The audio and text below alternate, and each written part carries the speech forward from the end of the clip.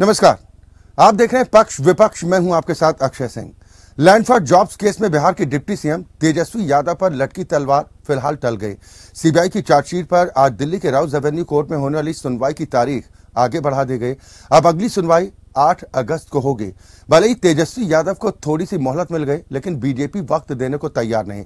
बिहार विधानसभा सत्र के तीसरे दिन भी बीजेपी के निशाने पर डिप्टी सीएम तेजस्वी यादव रहे।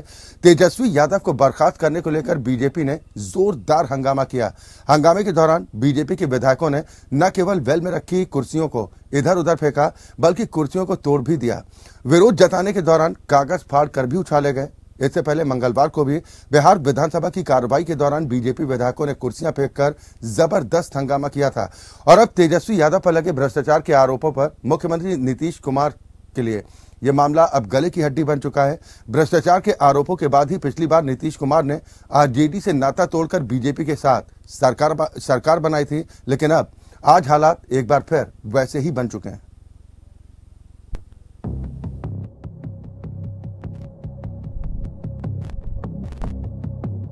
बीजेपी के जबरदस्त विरोध का सामना कर रहे तेजस्वी यादव को फिलहाल के लिए थोड़ी राहत मिल गई है।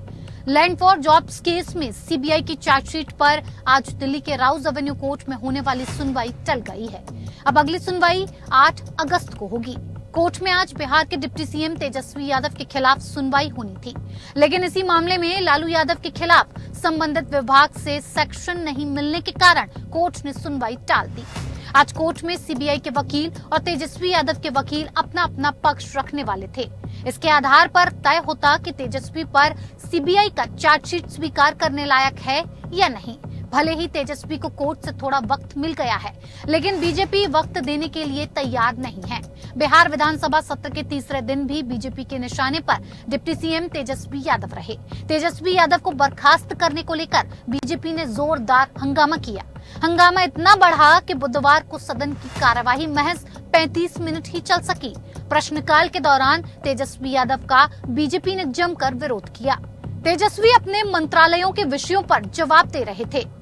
इस दौरान बीजेपी के विधायक सीधे वेल में पहुंच गए, पोस्टर दिखाकर विरोध करने लगे। बीजेपी विधायक तेजस्वी के इस्तीफे की मांग पर अड़े हैं। स्पीकर ने मार्शल को बीजेपी विधायकों से पोस्टर लेने के लिए कहा और इसके बाद बीजेपी विधायक वेल में रखी कुर्सी को उठाकर उछालने लगे। हंगामे के दौरान बीजेपी के विधायकों ने न केवल वेल में रखी हुई कुर्सियों को इधर उधर फेंका, बल्कि कुर्सी को भी तोड़ दिया। विरोध जताने के दौरान कागज फाड़ कर भी उड़ाए गए। इससे पहले मंगलवार को भी बिहार विधानसभा की कार्यवाही के दौरान बीजेपी विधायकों ने कुर्सियां फेंककर हंगामा किया था। बीजेपी ने साफ कर दिया कि जब तक तेजस्वी इस्तीफा नहीं देंगे, सदन चलने नहीं देंगे। बीजेपी का आरोप है कि नीतीश कुर्सी बचाने के लिए डिप्टी सीएम को बर्खास्त नहीं कर रहे। आरजेडी के सहारे नीतीश सीएम हैं, ऐसे में भ्रष्टाचार पर जीरो टॉलरेंस का ढोंग करते हैं और चार्जशीट डिप्टी सीएम तेजस्वी का बचाव कर रहे हैं। बीजेपी के आक्रामक रवैये पर डिप्टी सीएम तेजस्वी यादव ने भी पलटवार किया। बीजेपी की ओर से सदन में हंगामा किए जाने पर डिप्टी सीएम तेजस्वी यादव ने कहा कि बीजेपी को बिहार के विकास की चिंता नहीं है। उनको सदन चलने देना चाहिए, लेकिन चलने नहीं दिया जा रहा। मेरे पे तो चार्जशीट 2017 में हुआ था। अरे चार्जशीट 2017 में हुआ था कि नहीं हुआ था? 17 से 23 हो गया। 6 साल में क्या हुआ तो भगवान ही जानता है। एक मिनट सुन लीजिए। 6 साल में क्या हुआ तो भगवान ही जानता है। लेकिन मेरे पे जब 17 में चार्जशीट था, जब हम फिर से उप मुख्यमंत्री का ओथ ले रहे थे, तब तो नहीं मना किया कि मत लो। चार्जशीट था कि नहीं था? वहीं अपने छोटे भाई और बिहार के डिप्टी सीएम तेजस्वी यादव के बचाव में तेज प्रताप यादव भी उतर आए और विधानसभा में हंगामा करने वाले बीजेपी विधायकों पर कार्रवाई की मांग करते हुए 2024 में विपक्ष की जीत का दावा भी कर दिया। दरअसल लैंड फॉर जॉब केस यानी कि नौकरी के बदले जमीन के घोटाले का मामला साल 2004 से 2009 के बीच का है और इस केस में आरजेडी सुप्रीमो लालू प्रसाद यादव पूर्व सीएम और उनकी पत्नी राबड़ी देवी, बेटे और बिहार के डिप्टी सीएम तेजस्वी यादव समेत 17 अन्य आरोपी हैं। लालू प्रसाद यादव के रेल मंत्री रहने के दौरान उनके परिवार को गिफ्ट में दी गई या बेची गई जमीन के बदले रेलवे में की गई कथित नियुक्तियों से जुड़ा ये पूरा मामला है। जिन लोगों को नौकरी दी गई थी उनसे लालू परिवार के सदस्यों के नाम पर पटना, दिल्ली समेत कई जगहों पर कीमती जमीन लिखवाई गई। ये जमीन बाजार से बहुत कम कीमत पर बेची गई थी और इसी केस को सीबीआई देख रही है, जबकि मनी लॉन्ड्रिंग से जुड़े पहलुओं की जांच ईडी कर रही है। अब आरजेडी नेता और डिप्टी सीएम तेजस्वी यादव पर लगे भ्रष्टाचार के आरोप सीएम नीतीश कुमार के गले की हड्डी बन गए हैं। भ्रष्टाचार के आरोपों के बाद ही पिछली बार नीतीश ने आरजेडी से नाता तोड़कर बीजेपी के साथ सरकार बनाई थी। अब आज हालात फिर से वैसे ही बन रहे हैं। ऐसे में सवाल ये भी उठ रहे हैं कि विपक्षी एकता का झंडा बुलंद करने वाले नीतीश कहीं एक बार फिर से तो नहीं पलट जाएंगे। Bureau report, APN news.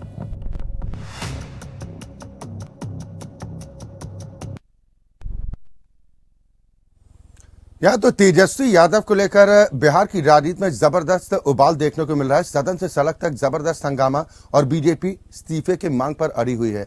आज हम इसी पर चर्चा करेंगे। 3 खास मेहमान इस वक्त मेरे साथ मौजूद हैं। सबसे पहले अपने दर्शकों की मुलाकात अपने इन तीनों मेहमानों से। मेरे साथ राजेश सिंह जी हैं, आप नेता भारतीय जनता पार्टी हैं। आरजेडी के महासचिव आजाद गांधी साहब हमारे साथ इस कार्यक्रम का हिस्सा हैं, जबकि जेडीयू के प्रवक्ता प्रोफेसर के त्रिपाठी जी हमारे साथ इस चर्चा में शामिल हैं। बहुत स्वागत है आप तीनों का। शुरुआत त्रिपाठी जी मैं आपसे ही करना चाहूंगा। गले की हड्डी बन गए क्या नीतीश कुमार जी की तेजस्वी यादव? देखिए अच्छा जी, भारतीय राजनीति की जो दौर चल रहा है वो संक्रमण काल से गुजर रहा है।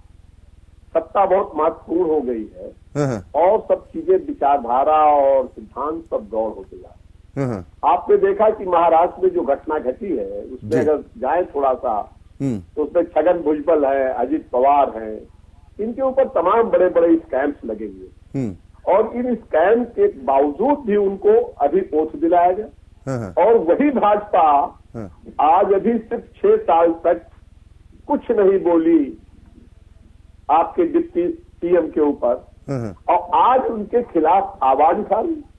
तो एक नैतिकता का सवाल है भारतीय जनता पार्टी का कि आपका दोहरा मापदंड, दोहरा चरित्र दिखाता है कि आप जो है महाराष्ट्र में कुछ करेंगे और बिहार में कुछ करेंगे, उत्तर प्रदेश में कुछ करेंगे। तो ये स्थिति जनता समझ रही है। ये जेडीयू की क्लीन चिट माने त्रिपाठी जी कि जेडीयू क्लीन चिट दे रही है? लेकिन जेडीयू क्लीन चिट नहीं दे रही। माननीय नीतीश कुमार का मतलब ही आप जानते हैं सुशासन बाबू और कानून अपना काम। इसीलिए तो सवाल उठ रहा है कि सुशासन बाबू ने भ्रष्टाचार से समझौता कर लिया क्या मुख्यमंत्री बने रहने के लिए? अच्छा जी, कानून अपना काम करेगा, हम अभी उससे कोई दखल नहीं देते हैं। जब आपने देखा कि आम आदमी पार्टी के 2 नेता हैं जो मंत्री रहे और जेल में बंद रहे, उनसे इस्तीफा नहीं लिया गया। ये अदालत पर सवाल कर रहे हैं आप त्रिपाठी जी? जी, ये अदालतों पर सवाल खड़े कर रहे हैं। अदालतों पर भरोसा नहीं है क्या? देखिए हम कानून का सम्मान करते हैं। ये कैसा सम्मान कि आप सवाल भी उठाएं और फिर कहते हैं भाई हम सम्मान भी करते हैं? मैं ये कह रहा हूँ कि दूसरे दलों की तरफ भी देखिए ना। अच्छा जी, वो क्या कर रहे हैं, वो कौन सी नैतिकता दिखा रहे हैं? अभी तो जो अभी सिर्फ चार्जशीटेड हुए हैं उससे आने दीजिए, जो होगा उसका फैसला माननीय नीतीश कुमार भी करेंगे। ठीक है, वो हमेशा कानून का हमेशा सम्मान उन्होंने दिया। बड़े से बड़े फैसले वो तो करना ही पड़ेगा। कानून का सम्मान तो सभी को करना पड़ेगा, चाहते हुए भी और ना चाहते हुए भी। लेकिन आजाद गांधी साहब, फिलहाल कोर्ट से थोड़ी मोहलत जरूर मिल गई, लेकिन कब तक खैर मनाइएगा? ये भारतीय जनता पार्टी का रवैया जो है, इनका जो दृष्टिकोण है, इनकी जो सोच है, इनका जो विचार है, वो संविधान के विरुद्ध है। अगर संविधान सब पर लागू होना चाहिए, नहीं एक समान लागू होना चाहिए। अगर आप संविधान की बात, त्रिपाठी साहब ने ठीक ही कहा कि अगर संविधान की बात करते हैं तो वहाँ जो अजीत पवार जी महाराष्ट्र के जो डिप्टी सीएम है, वो ही जो चार्जशीटेड पर्सन, तो उस पर कार्रवाई क्यों नहीं हो रही है? क्या ईडी और सीबीआई सिर्फ विरोधियों पर के लिए बना है कि सत्ता के लिए बना है? अगर आप देखिए कि एक्सटेंशन किया गया ईडी के डायरेक्टर का, तो माननीय सर्वोच्च न्यायालय ने उस एक्सटेंशन को रद्द कर दिया और कहा कि आप बहाल करिए, फिर दूसरा इकबाल करिए, ये सोची समझी साजिश के तहत ईडी को डायरेक्टर को लाते हैं, सीबीआई के डायरेक्टर को लाते हैं, कब किसको फंसा देंगे।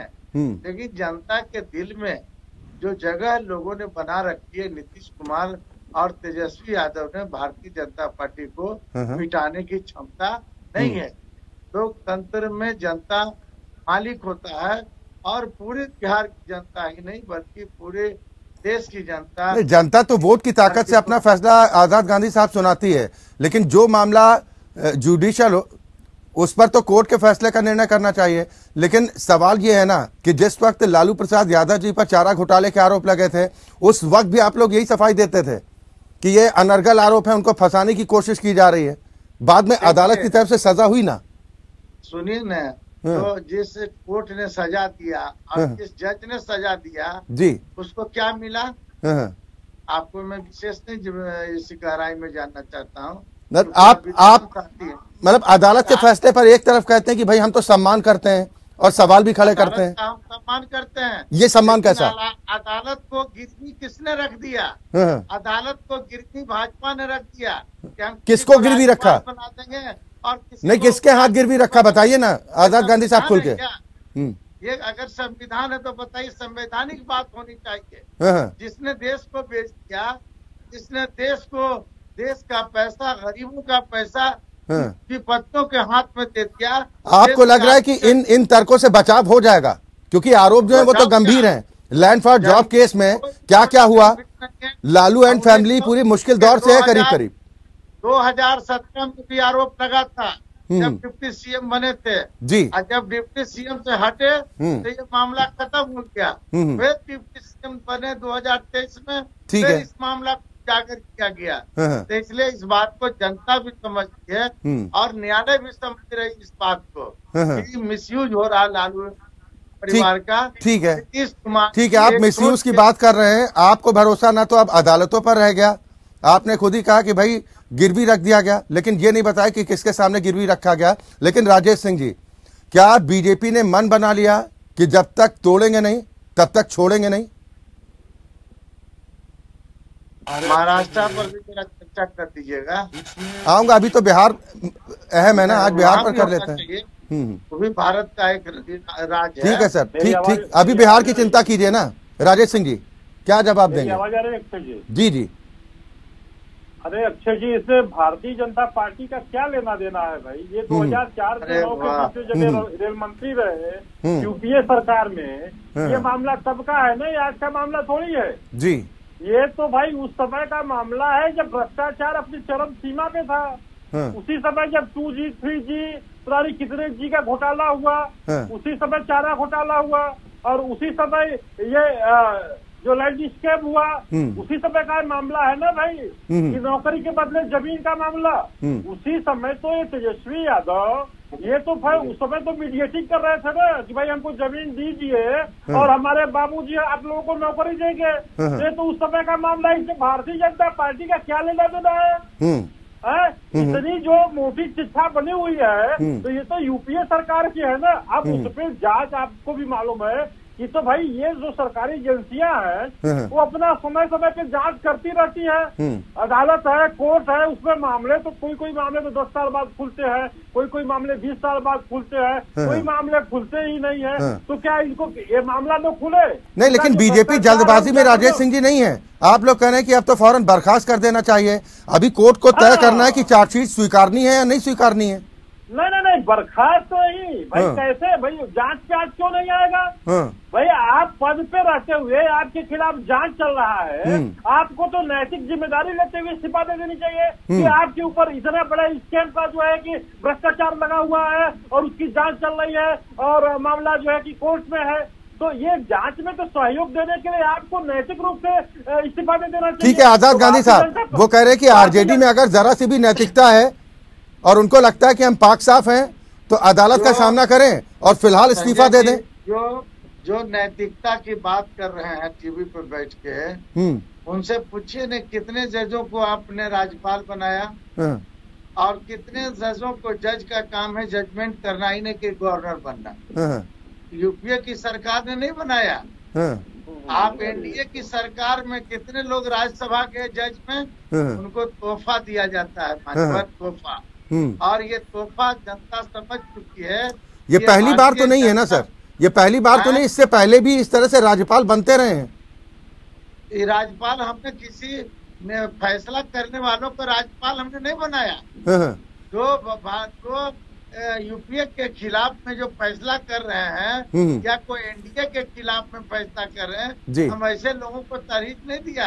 आप एक आदमी का नाम बताइए, संजय जी बैठे हुए पार्टी के प्रवक्ता। नहीं, आजाद गांधी साहब सुनिए, आपको तो जवाब देना है, सवाल पूछना मेरा काम है। मैं आपसे जानना चाह रहा हूं कि ये जो तमाम तर्क, तमाम दलीलें आप दे रहे हैं, यही दलीलें आरजेडी कोर्ट में रखेगी?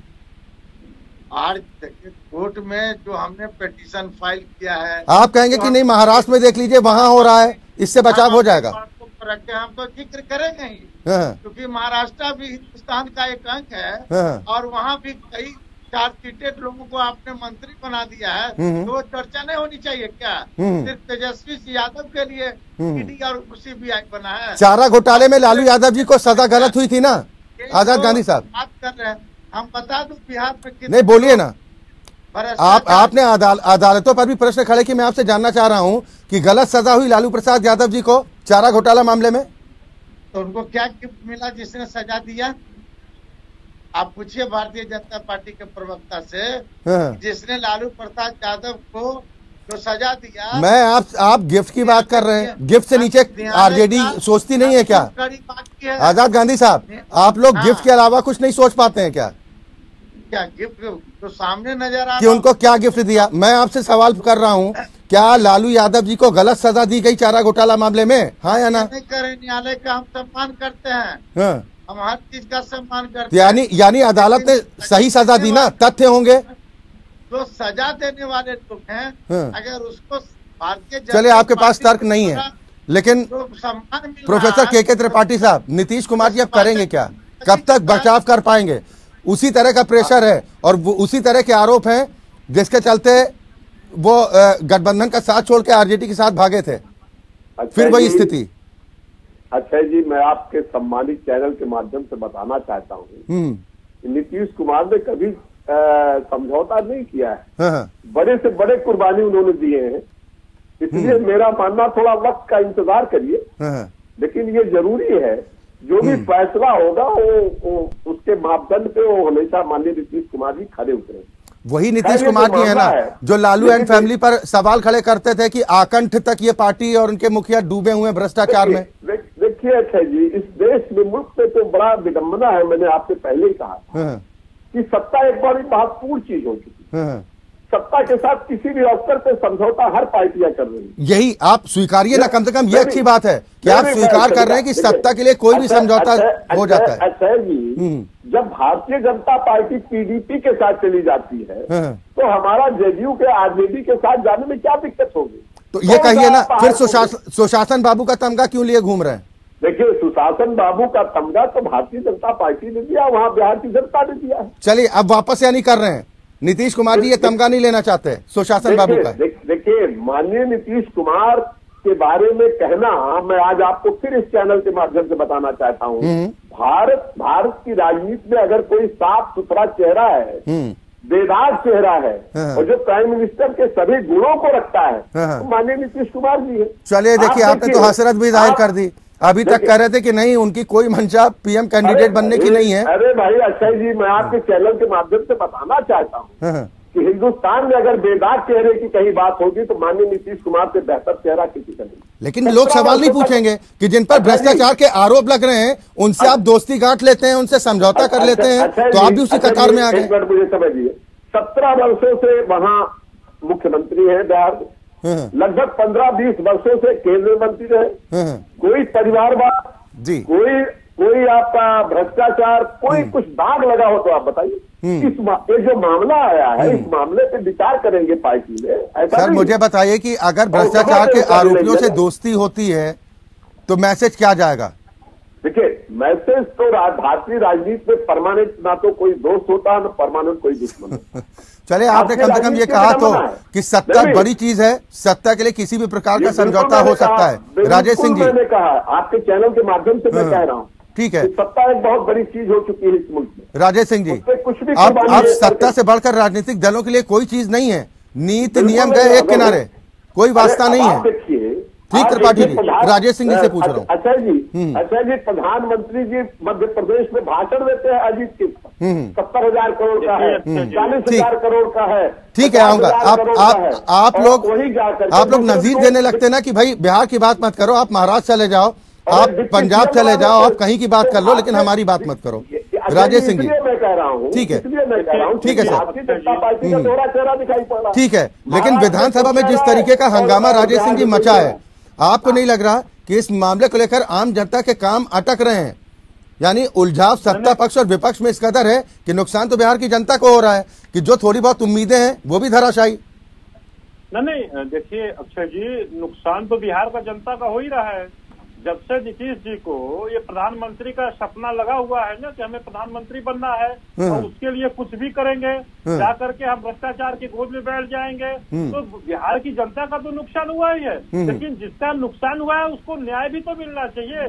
जिसकी जमीनें ली गई है सस्ते दामों पे, तो उसको न्याय नहीं मिलेगा क्या अक्षय जी?